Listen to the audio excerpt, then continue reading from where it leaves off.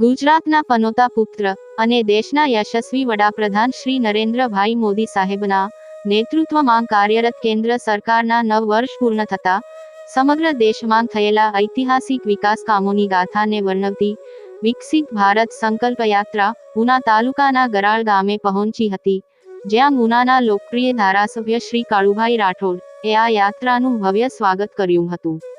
કાળુભાઈ રાઠોડનું પુષ્પગુચ્છ આપી અને સન્માન કરવામાં આવ્યું અને શાળાની બાળાઓ દ્વારા પરફોર્મન્સ કરવામાં આવ્યું અને કેન્દ્ર સરકારની લોક કલ્યાણરૂપી જુદી જુદી યોજનાઓ, જેમાં 1. પ્રધાનમંત્રી આયુષ્યમાન ભારત યોજના, 2. પ્રધાનમંત્રી ગરીબ કલ્યાણ અન્ન યોજના, 3. પ્રધાનમંત્રી ઉજ્જવલા યોજના, 4. પ્રધાનમંત્રી આવાસ યોજના આ તમામ યોજનાઓના લાભો છેવાડાના નાગરિકોને સ્થળ પર જ તુરંત પહોંચાડવાની કામગીરી કરવામાં આવી હતી.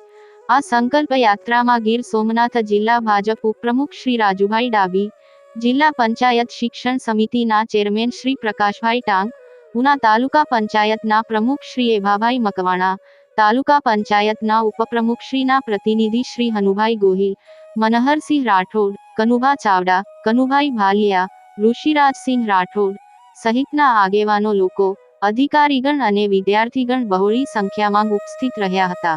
સબસ્ક્રાઇબ, લાઇક, શેર એટ જોશીમાયન 69